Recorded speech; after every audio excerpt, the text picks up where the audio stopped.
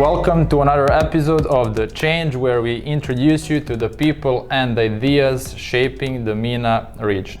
Our guest today is a young, successful, and very ambitious corporate strategy professional. After finishing her MBA in finance and marketing, she moved to Dubai to join Emaar as a founder partner of their E25 program. She has been selected as one of the top 40 Emaar's best talents 2 years in a row. She is fiercely passionate about women's rights, and she created and now leads Haya, which is Emaar Hospitality Group Women in Leadership program. She is currently holding a position of data-driven culture lead and serves as Emaar's primary evangelist for data-driven culture. Without further ado, I would like to welcome Ms. Nalini Kothari to this episode of the Change podcast. Thank you, Vuk. Thank you. I'm super happy to have you here. We had a bit of a chat before the podcast. We'll be talking about quite a lot of things: women's rights, women in workplace, data-driven culture, digital transformation. But before we deep dive in these specific areas, I would like to know a bit more about your journey to Dubai and how did you ended up in this region? Got it. So I started off doing investment banking. So I graduated in business and I worked with an investment bank for about a year. It was something I was good at, but something I was still questioning if that's where my passion lay. And I think whilst I was seeking those answers, I was also preparing for my MBA alongside. So I got through a reputed institute in India and decided to do a specialization in finance and marketing. And again, the dual specialization, because I was trying to understand how do we go from here with finance, where does my journey start and how does it develop. So I did my internship with an investment bank again. This time I had better exposure. And I think what I craved was having direct access to business, and somewhere felt like I was not in the middle of all the action. So as I was about to finish my MBA, I consciously was looking for roles where there was more exposure to stakeholders and definitely a role that allowed for greater impact. Emaar was there, incidentally. So Emaar was looking for people for its E25 program, and that's where we met, we connected. I went through a series of interviews, and 2 weeks after my graduation, I was here in Dubai as awesome. E25 partner. Yeah. That's super interesting. But okay, now you summarize me probably how many years of your life? About 6 to 7. 6 to 7, even more with studies. So first of all, don't forget there is like a whole high school and university and the MBA. Exactly. Then there's an internship. You work for Cognizant for first UBS and then Nomura. Exactly. Nomura was where my internship was. So there's quite a lot of things that happened and led you to actually having a chance to talk with people from Emaar and actually enroll with the program of E25. Yes. There is always this question that it's an interesting answer to get, but what was the driving force behind your path and the life path, school, MBA, internship, even thinking about Dubai? Not a lot of people are thinking about leaving their home country. True. What kept you going? What motivated you to go forward? So like I said, for the longest period in my life, I was convinced that I wanted to do something with finance, and investment banking stood out as an option, as it stands out to a lot of people because it's lucrative, it's high pressure, it's good groundwork for whatever you want to do in your career. And I had pursued that option quite to realize that whilst I was good at it, I didn't necessarily enjoy it. And like I said, I think that was also the point where I was going through introspection to realize I'm looking for high impact and I want to work closely in a business or with a business, right? And those were aspects that were missing from investment banking. And honestly, with E25, the pitch was you work alongside existing businesses, so you get the best of the stability that comes with an organization, but you also run your own race, basically. So you own what you run, but you do it within the confines of what an organization stands for. And for someone just coming out of B school and thinking of charting her career, it sounded like a perfect opportunity. It sat in that sweet spot between I will take ownership, but I will also have mentorship when I need it. And so it was perfect. Dubai, yes, it wasn't always necessarily on the anvil, but the exposure was, it was great international exposure. I had always known, I'd been to Dubai many times previously, and the one thing that stood out was it was an extremely diverse city, right? And I thought starting off my career with Dubai would only propel it forward. Yeah. So I was open to the idea. It was not on my radar, but once the role opened up, I think it all fell into place. Yeah. And I'm in love with Dubai. I wouldn't trade this experience for anything else. So. No, it's an amazing city, definitely. Absolutely. So many cultures and business, and it's a kind of a business center of the region. And the reason why I ask is exactly because of that.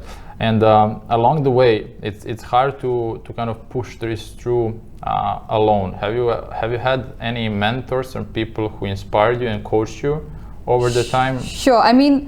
My father had spent. He was in Seychelles, so I was growing up away from my father because first 10 years of my life he was in Seychelles away from us. So I think somewhere we were just very open-minded to working outside of India. So that definitely helped, right? So even when this discussion was happening with my parents, there definitely wasn't any pressure to stick to India. They were very open to the idea that I would move away. And I think along the way as well, for instance, when I was with Emaar Hospitality, I was getting mentored directly by the CEO of hospitality. And more importantly, it definitely lays the foundation of what kind of leader you want to be. So I believe that mentorship was an extremely crucial exercise in my own personal development. But also coming from the CEO of hospitality, who have traditionally moved around so much, because that's how the hotel industry operates, you almost learn to live with the ambiguity. So for me, that was really helpful. Like, you might not always have the most structured answers laid out for you, and for you to be comfortable with that, I think that's a very important trait. And that helped get used to Dubai. That helped get used to my work, because my work also has roles that can expand in scope, they can change. And I think that definitely helped shape my view of how I want to develop as a professional. So I think, yes, that mentorship has been crucial to thriving here. No, it's when you mentioned parents, and obviously parents are playing a very important role in everyone's definitely, growing up, and removing the borders of your country as borders of also your kind of professional career is super valuable. It is. There was definitely an element of, am I ready for it? And I said, I think I am. Why not? And then there was definitely that second element of how easy or difficult is this going to be for my parents. I have been away from home since even before I turned 18, right? So I think at some point they were hoping I'd get to spend more time with them. And this was definitely not going according to that plan. But I think they were quick to also realize that this exposure would be great for me. Working with a brand as reputed as Emaar would be great for me. And I think they just said okay. And I think that yes mattered so much, right? Yeah. No, amazing. Your career, although relatively short because of your age, but you did quite a lot of things. You've been through a lot of challenging periods, especially moving from one country to another, from one company to another. You've worked with some interesting people who coached you and mentored you.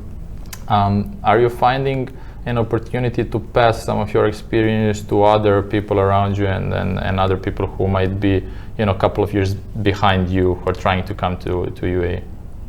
Yes. And here in the market as well. So I think the great thing with getting mentored was I could directly see the impact it had had on me. I could feel the difference in the way I was thinking about others and also myself. It had done great things for my confidence. And I genuinely felt like it was time to pay it forward. And so there's a couple of things that I'm doing in my personal capacity. I work with an organization called The Link. It mentors women in the workplace. So I've signed up to be a mentor there.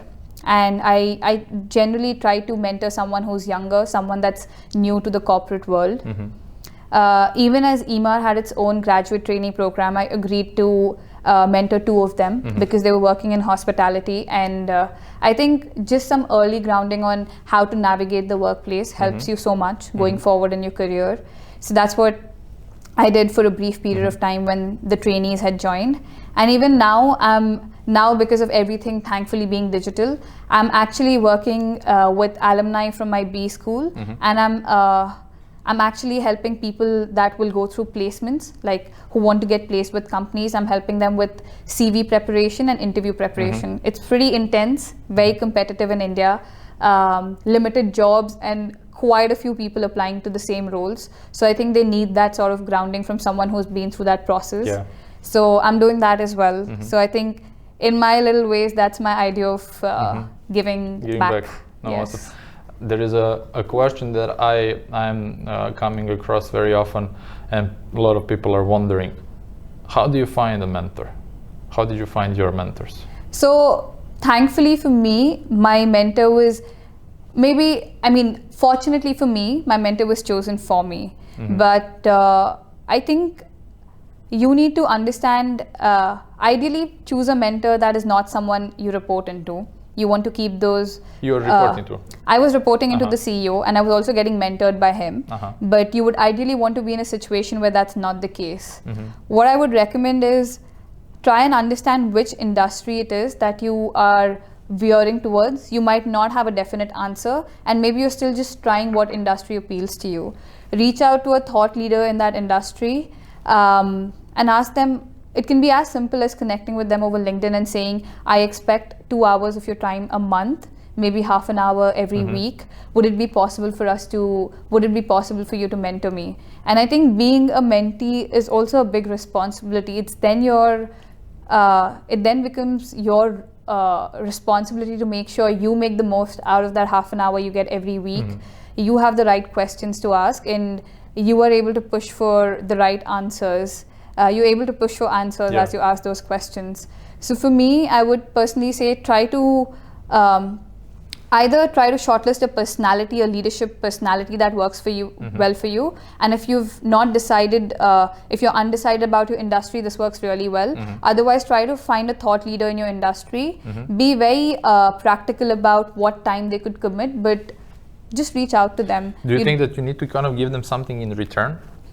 I think offer them something in return. I don't think so. I mean, what any mentor will tell you that mentorship is actually a two-way street. I mean, even with everyone I am mentoring at the moment, I feel like that self-introspection journey has also helped me, right? Yeah. Even as I'm talking to my mentee, I realize how it was for me in my career, and I unearth learnings as I'm talking to her. So I think most mentors understand that, and they don't expect anything in return. I think all you should expect as a mentor is your mentee shows up on time, he or she has done her homework, and that he or she has an open mind to learning. I think that's returning in a way. Right. It is. It's a two-way street. It needs preparation on both sides. It needs commitment on both sides. Most mentoring relationships fall apart because people don't commit to that time week on week or month on month. I think it's important to stay committed to it. And take it forward. No, absolutely. And I think that the value that you can get from a good relationship that you can have with your mentor or mentee is extraordinary. But my feeling is that there is a lack of these kind of relationships actually happening because mentees are not really super clear and they don't really understand how can I find a mentor for myself, while mentors are probably being approached a lot, and then for them is also hard to, you know, I need to commit to you now for the next couple of months, which is great. But if you don't follow through and then, you know, you stop after a month or so, then we both lost time. So, but I guess that makes it even more valuable. If you make it, you will be one of the rare ones who are actually having a mentor. Agreed. And I think in a mentor relationship, in a mentoring relationship, you understand early on what is it working or not, and if it's not working, what you can do. I would say look for people in your organization, a leader that inspires you. Reach out to him or her. Make sure you keep your manager in the loop, but reach out and even make it. A lot of organizations actually allow for mentoring in a formal capacity, but even if it doesn't happen, I think in an informal capacity, you should reach out to a leader that appeals to you. That's one. There are organizations in Dubai that connect you with mentors. So look for one such organization if you're actively looking for a mentor. Do you have any to recommend? The link is one, for instance, but you also, and because I work in this sphere, there's Elevate Network that connects you with women who are in leadership positions across Dubai. So especially a lot of women look for role models who are also women. They have that absence of a role model. So specifically if you're looking for a woman mentor, then there are organizations out there that will connect you to them. And I would say in general, like I've learned so much from just following the right people on LinkedIn, right? And you'd just be surprised how responsive they are if you reach out to them well. So if you find someone on LinkedIn whose work really appeals to you or whose thought process really appeals to you, just reach out to them. More often than not, they will be willing to give it a shot. So awesome. No, definitely. Okay, so you wrote in your bio that you're fiercely passionate about women's rights. What makes you fiercely passionate about it? I think growing up, that's a difficult one. I mean, for me, growing up, a lot of things, I don't want to say they were pegged against me, but maybe growing up wasn't the most, it wasn't the easiest. And there were constant comparisons to how my brothers were doing, for instance, or there were constant comparisons about how much I should be educated versus someone else in the family. So I just think there were some societal norms that affected how my education was perceived. And thankfully for me, without consciously choosing it, I think early on I said, I don't care. I have to move beyond this. And that comes from being one of the most educated in the family and the immediate family, to coming from a very reputed MBA institute, to today being able to work outside of India, even though most of my family is still based in India. So I think the minute I realized that the standards that I was being subject to were unfair, I decided that it has to change. For me, more importantly, but also for many other women there. And I think just my personal experience with that makes me fiercely passionate about it. Yeah. And makes me want to change. Definitely, it makes sense. I mean, it's definitely a subject and a topic that is being under the attention of a lot of people, especially over the years, and it's picking up. And as it should be. Yeah. So if you transfer this, which is naturally leading us to business, and you know, women are still relatively underrepresented in senior roles within organizations. What is the biggest problem there? I mean, let's start with the positives, I think. The good thing is every organization now has more of two kinds of people. One who at least understand that that there is a lack of gender equality, and two, people who understand that somewhere in the long term that hurts their business, right? And I think Corona was a good example, because there were quite a few articles talking about how countries with women leaders had tend to outperform and better manage cases than countries with male leaders. And maybe that's a generalization, but that was also a point of conversation. So, I mean, for me, honestly, it was, the problem, I think, is that at some level, I mean, women join the workforce equally, right? Especially hospitality, for instance. Men and women joining workforce at the entry level is equal. It's almost a 50-50 split. In fact, women might be on the higher side, arguably. But as you look at how they progress through their career, that number keeps falling. And I think why that happens is twofold. One, women definitely around the world do have to bear a higher proportion of the unpaid work, the work that they do outside of home, right? And that takes away from one, how they think they can contribute to work, but also how they're perceived to contribute to work. So I think, yes, the day I think women have to do as much at work as off work as a man, I think they'd be better able to balance it. But right now that balance does not exist. Right now women still take on more of the housework in most places in the world. I think that plays a role. But I've also seen sometimes, just by characteristic of how you grow up and the kind of culture you grow up in, women especially tend to discount their abilities a lot. There's something called Imposter Syndrome, right? So there's actually research that says a woman will not apply for a role till she is 100% or more qualified. So till the time that she's convinced she meets every criteria, every bar, checks every point, a woman is less likely to apply for a role, to ask for a promotion, right? And that does not happen with men, because men always have something called the old boys club that works for them. So one man stands up and there are 10 backing him, right? And that really helps. But women tend to lack role models in the workplace, and they tend to lack this sense of being part of a club that comes from being the majority in the workplace, right? Which is men. Yeah. So I think there are those factors that hold women back. And I think companies realize that. Companies realize that the modern workplace is largely masculine. It's not a feminine workplace.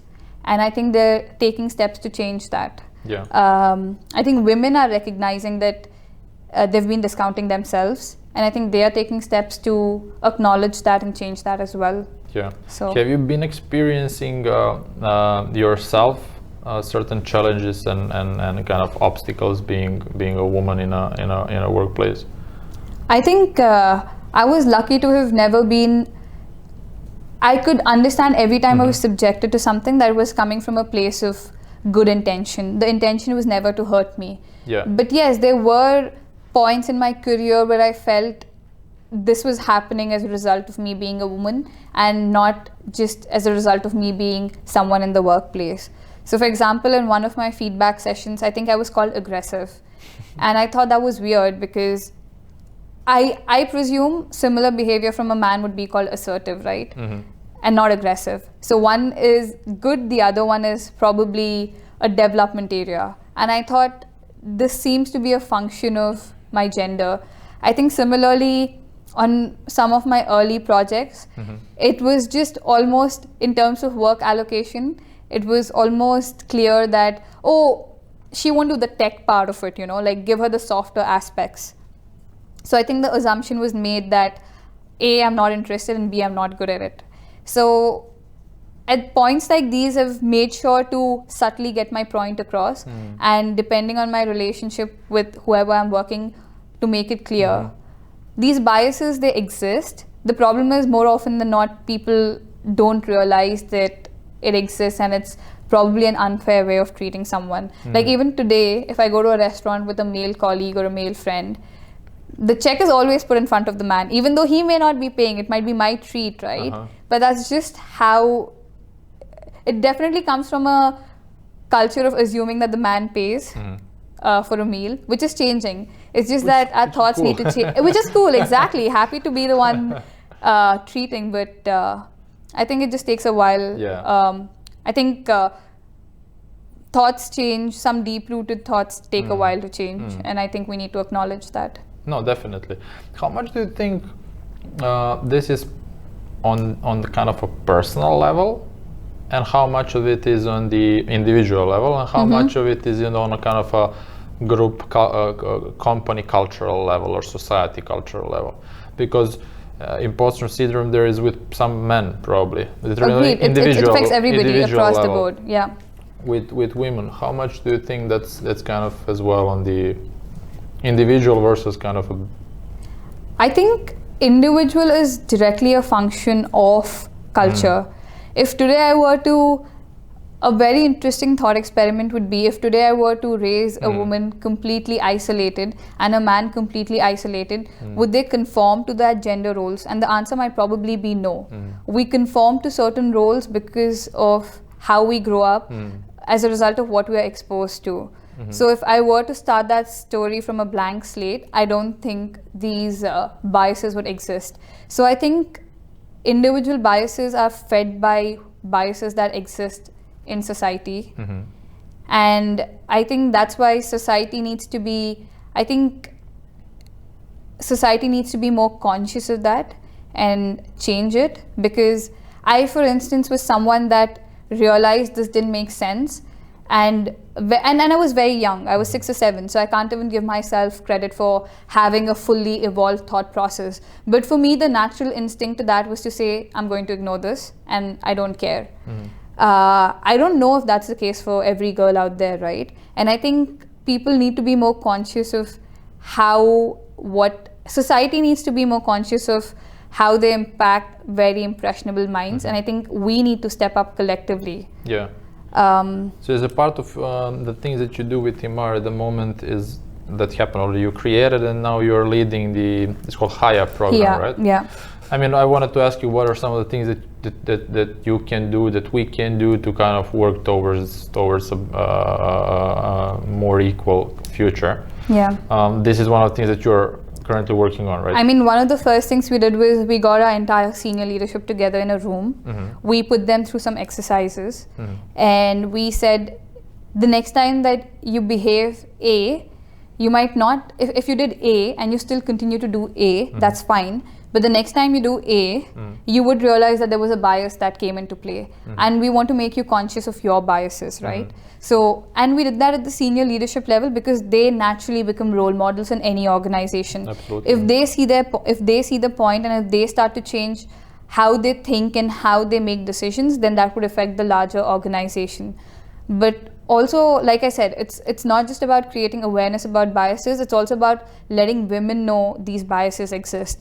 So quite a few women will never internalize their success. They will always say they got lucky, or they were in the right place at the right time, or things just worked out for them. So women tend to be very bad at taking credit for what is duly their hard work, right? So we ran separate workshops where we told women it's normal to feel this way. Here's how you can stop feeling this way, and do certain exercises. So if I feel like I'm feeling underconfident for some reason, I have something called a brag box. So a brag box is basically every time someone complimented my work or my contribution or just my involvement with them. So maybe I helped someone on a personal level and they were extremely thankful. I will put that aside, and that is proof of the impact I'm making and the fact that I'm a good human being. If I'm feeling low, I will go back to it and I'll read good things said about me. Yeah. And sometimes I will consciously talk about the good work I've done. I think women don't tend to talk enough about their contribution on how well they're doing. We don't like to toot our own horn, as they say. Yeah. But I will sometimes consciously tell myself, it was very hard getting to this point, and my journey might just be an inspiration. So when you take on that responsibility, I think you become more you're definitely more open to talking about it. So we run workshops like these to help women, but we also run larger workshops to help the overall thinking in the organization. Yeah. So I think it always has to be a two-pronged approach. Talk to women about what concerns them, but also talk to the larger environment about how what they do affects women. Well, absolutely, yeah. You need to.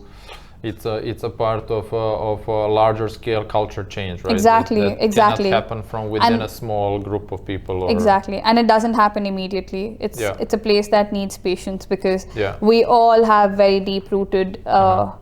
We all have deep-rooted beliefs, and they don't change overnight. And not everybody is happy about having those beliefs challenged. Yeah. So you need to give them some time. You need to plant those thoughts. But I think how well they grow really depends on the individual. Yeah. At the end of the day, you just need to make sure you've at least triggered a new thought process. No, definitely, absolutely. Yeah. I'm going to steal that idea for a brag box, put it on my table. Everyone needs to do it. Everyone needs a brag box. It's a cool concept. Okay, jumping to another topic.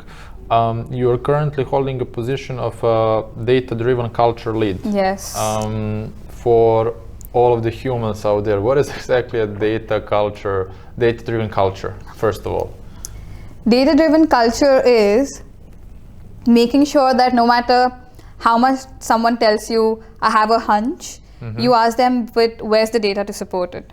So data-driven culture is almost to say, fundamentally it's to say what my business does and what business decisions get made are made because there's data that supports that decision making. So it's almost to democratize data. Everybody that needs data has access to data and then makes decisions on the basis of that data. Why does that matter? Well, because you are in an increasingly competitive space. Customers want hyper-personalization. You can't serve customers today on a hunch because you might just get it terribly wrong. What kind of data are we talking about in real estate? What kind of data are you collecting at all? What kind of data are you using? Okay, that's an interesting question. It's one we ask ourselves a lot as well. So naturally, some industries lend themselves more easily to data collection. E-commerce, for instance. I have a customer, I know how much time that customer spends on a web page. I know what kind of search words is that customer using. I know what he or she has added to their cart. So the data points at you're generating very valuable data at every step, and it almost always gets used in e-commerce. With real estate, it's not as obvious. One, it's an infrequent industry, it's heavy involvement, and it's largely still a physical industry, right? But I think what people underestimate is just how much even data for driving business performance helps so much. So today we have, for instance, 30 ongoing projects, right? Previously, if you had to understand whether those projects were on time, what would that mean? That would mean talking to 30 different project managers, expecting that they'd send you an update, and then understanding, yes, I'm progressing on time. Well, guess what? Today you have a dashboard and it'll tell you what's wrong. The minute the dashboard gets smarter, it can predict what will go wrong. Right now it's telling you... Just to kind of build on top of that, to make sure that everyone understands. When we say dashboard, you're talking about now the advanced ERPs and software systems that you're using that are collecting the data on the timeline and how the project is being managed. Exactly. So instead of what used to happen, that you need to communicate actually with someone via email or a meeting, you get all of the, so you have 30 projects that are feeding in one dashboard that is giving you average delays, average timelines, and similar metrics about. Yes, and that's just one aspect of, let's say, business performance, right? Okay. But an extension of that would mean that today, if you've been doing that for long enough, today you know that this is likely to delay my project. You plan better. So right now we're talking about what is descriptive. Something is happening and we're describing how it's happening. But once analytics matures, it reaches a stage called prescriptive, which is they're able to tell you what to do, or they're able to at least proactively highlight the problems, and so you plan for it. In real estate, that's massive, because real estate is one of those industries where massive inefficiencies still exist, where time lost means money lost. And that's just one example of what I would do at a very operational level. But thinking about it, today we have massive data sources in UAE, which sometimes are even for free. People don't know we're sitting on a data mine. If today I was able to pull in this data, I was able to collectively mine it for insights, I could probably go back to my CEO and tell him, hey, by the way, this is the average price per square feet. We're a 60% premium. Do we still need to command that premium in the market? That's one example. That's influencing your pricing strategy. Or today I might go to the CEO and say, hey, by the way, the pipeline for next 3 years it's loaded, right? There's definitely an oversupply. Do we still want to launch this project here, which will add to that oversupply? Or are we better off focusing on this other market? Maybe we instead prioritize the launch in Ras Al Khaimah and not Dubai, because guess what? The data for Ras Al Khaimah shows that might just be better. So there's also elements of combining your own data with market intelligence, with competitor intelligence, which can shape your overall strategy. So it doesn't have to be necessarily about, operational is a great win already, but it can be useful to the point where it drives your overall strategy, right? And I think every organization tries to get to that point where data decides what they should focus on. And bringing in customer into perspective, obviously at the end of the day, you can build it, but if you don't sell it, it's not going to really work for you. How does data play the role in the crossroad with customer experience in real estate industry? At least for the organization that I've been working with, we do tend to see repeat customers a lot. We tend to have familiar interactions with them, and we've understood that these customers will be the ones that will also lead us to other potential customers, because people that tend to buy properties with us can be profiled. So today, if I have EDM, what would happen maybe 6 to 7 years ago was everybody got that same email marketing, right? It didn't appeal to me because it's talking about a 3-bedroom, whereas I'm a single woman and I don't need a 3-bedroom at all. I'm not looking to buy one. But today, if there was an engine there was a database that knew I'm single, I have never lived in anything other than a 1-bedroom or a studio, then today Emaar would be smart enough to come to me and say, hey, by the way, we have something called the Collective, it's for people of your age. They're massive common areas. The rooms are smaller, but we figured from your usage, you don't use the room anyway. You're outside, you're either in office or you're hanging out. And would you still be interested? We also have very flexible payment plans because we understand you're probably focused on saving, or maybe you don't have enough in savings, right? If Emaar can create smart profiles like these, the conversion would be so much higher. So instead of going with a bland marketing message for everyone, today you just have the ability to customize so much. We are also trying to customize what you see on the homepage. So if we know you well and we're able to gauge that this is coming from the same IP address as the person that visited a month ago, and a month ago this person was only interested in studio units, then today we'd be smart enough to make sure that if you come on the Emaar homepage again, then we only show you studios, because we've understood that you've shown an inclination to buying studios. So I think just the impact can be massive, even with reaching out to customers, one, with the right offering. I think secondly, if we've been able to bring you into that funnel, there's so much happening digitally, which also makes real estate simpler, right? Real estate has always been physical. You visit a property, you see whether you like it, then you fill out forms, then you pay in checks. I think in UAE specifically, it tends to be very physically intensive. But I think what we've noticed with COVID is that they either had the option of nothing moving in the industry, no sales, or they had the option to go digital, right? And around the world, more and more people are taking real estate digital. There's things like Purple Bricks and Zillow, UK and US respectively. What is Purple Bricks and... So Purple Bricks, these are again startups that are trying to take the ecosystem online and make it extremely convenient. So with Zillow now has something called Zillow Offers. I could literally finish an entire transaction online without ever having to meet the seller or the buyer in person, right? They even have, I think they have digital keys. So that process of handing over keys, that's taken care of. For a minimum investment, anybody can see your house and they can quote accordingly. So I think more and more people are trying, I mean, more customers are willing to take this process online, and more companies are willing to offer that as a convenience. And all of this has to do with the fact that we are finally listening to customers and understanding that they've shown a willingness to transact online, to buy houses online. So I think there is massive scope for how customer experience can be revamped in real estate as well. Even though I will admit it's one of those industries that probably adapts slower, but it is adapting. Yeah. Well, in which areas of the real estate industry are you seeing the biggest progress when it comes to digital transformation? And you said that's right, there are different industries. Financial industry, there's probably the most advanced when it comes to technology. Some other industries, but real estate industry in this region at least is one of the leading ones, right? Definitely. And in which areas of real estate industry can you see the most disruption and the most value that is brought by implementing new technologies and digital and the overall digital transformation agenda?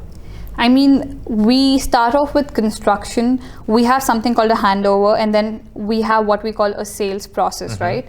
Just by virtue of where the heaviest customer interaction is, I think the sales process has the highest potential.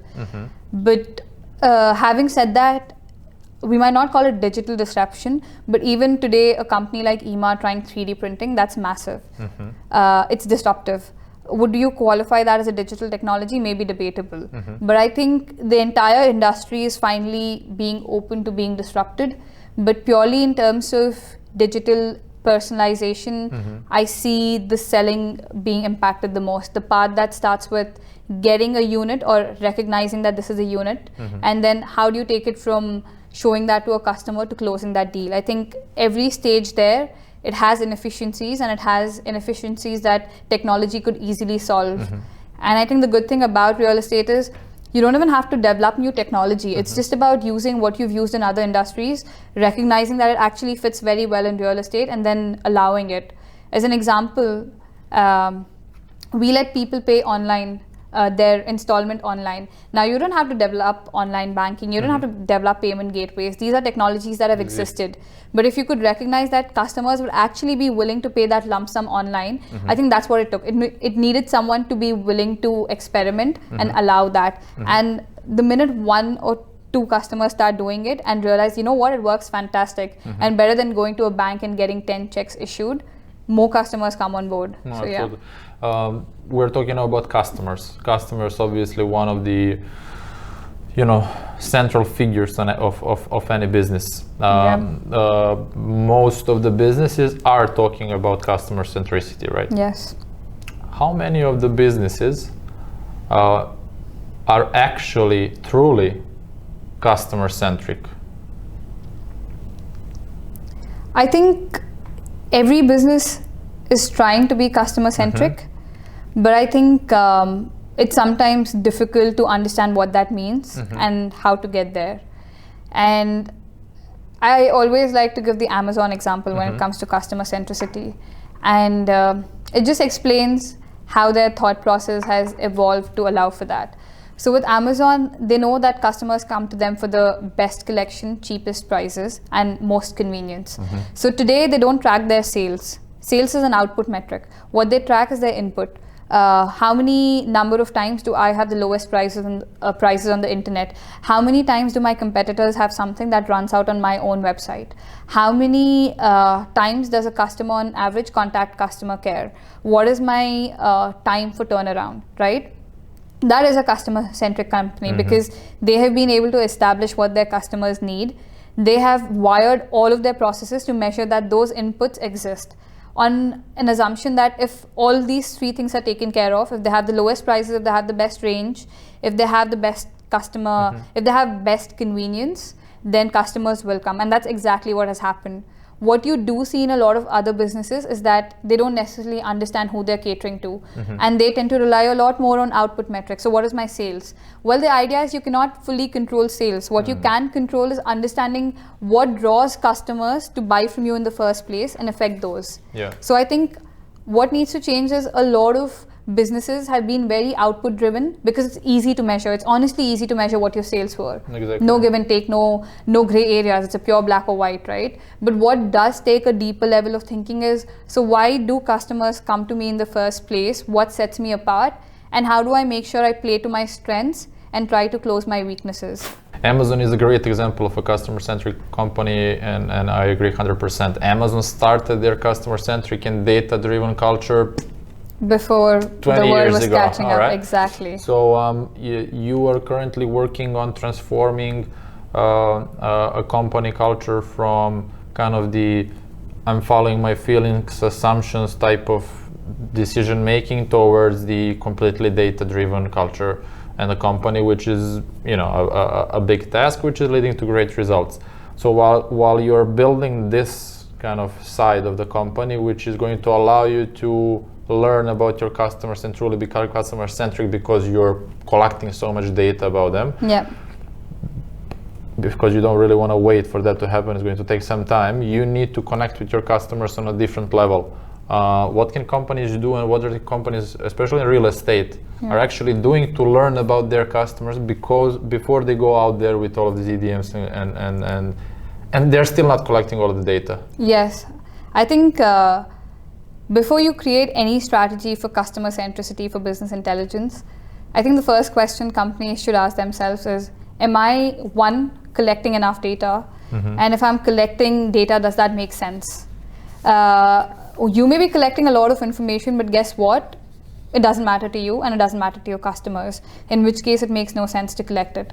And I think one of the most frequent challenges we face as well when we're trying to deliver insights is that data collection is sometimes poor. We wish we had collected that data, but we hadn't, and we need to change that. But also sometimes data is so poor quality because at the cost of streamlining processes, at the cost of being efficient, you have stopped collecting data from customers. You've stopped creating those touch points that actually help you capture valuable information. And I think there's a balance that needs to be struck there. Also with customer centricity, I don't think it's a 10-year. Your strategy could be 10 years, but your wins don't have to be. So going back to the example I gave, if today we are able to profile customer information to the point where the minute you land on my homepage, you have a personalized recommendation for you, that's already steps and miles ahead of where we were when we were just throwing a generic homepage at you. Right? It doesn't take 10 years. It just takes about some months of data gathering and data driving insights from that data. And it just means you have a team on board that creates resources accordingly. We are trying to leverage, and the great thing about realizing, I think the best way to get a business to buy in is you show them a quick win. So if today I was able to say that instead of selling 4 properties via website, today I was able to do 6. Even in just million terms, that has meant so much, right? It's just 2 additional properties, but it's a massive value add to the business. So I think even to get buy-in, you always look for a business case which probably, hopefully has low effort, high impact. You execute against that business case. You say, see, this is my quick win. And that's how you get buy-in to then spread across the organization. We didn't start with properties, right? Because properties is it's a risky game. It's not easy. Massive amounts at stake. So we started our personalization efforts with more low involvement purchases like real cinemas, which also is under the larger umbrella of Emaar. And we started seeing efforts there, and we were like, imagine if this is happening with movie tickets, what is the potential with properties, right? And what is the impact? And so we look for one as a quick win to demonstrate just the overall importance of personalization, the entire personalization strategy as a whole. So I think that's what businesses need to understand. You don't go from being a company A, which is trying to be customer centric, to then being Amazon, which is probably at the pinnacle of being customer centric. You have milestones along the way that you need to hit. And you need to be careful what those milestones are. You should never dictate what those milestones are. I think your businesses need to come to you with their most pressing problems, and then you need to go to the drawing board to say, this is how data can solve it. You cannot decide what problems to solve for business. That has to come from business. Absolutely. And you were already on a quite exciting journey of kind of transformation, and whoever is in the field of digital transformation and data and innovation overall, there is kind of a good turn to COVID-19, which this is kind of positively going to affect the pace that we're Definitely. going to... And the importance, I think, for every person... kind of more kind of open now to hear the ideas about, how can we transform? I think companies were already on that path. You're right, with COVID, that path now becomes a lot more accelerated. But also, if there was anybody that ever had a glimmer of doubt, that even had a sliver of doubt rather, that digital is not the way to go, I think COVID has taken that away. Because COVID literally took away that security we had, that things don't change so dramatically, we'll have the time. Like when the whole world became chaotic in 2 months, I think a lot of people were forced to take notice, right? And today more so than ever, I think businesses understand if you're not digital, we're probably irrelevant. So having that in mind, there will be a lot of people watching this episode who are either looking for a job or looking for their kind of career growth, business owners who are providing certain services. What would you say should be their area of focus, having the future of real estate in mind when it comes to everything that we discussed so far, technology, data, customer centricity? I think I would give them the same advice I gave myself as I started on this journey, which is it will always be useful to have a strong business arm. You should not discount the experience you've gained so far. It's extremely valuable.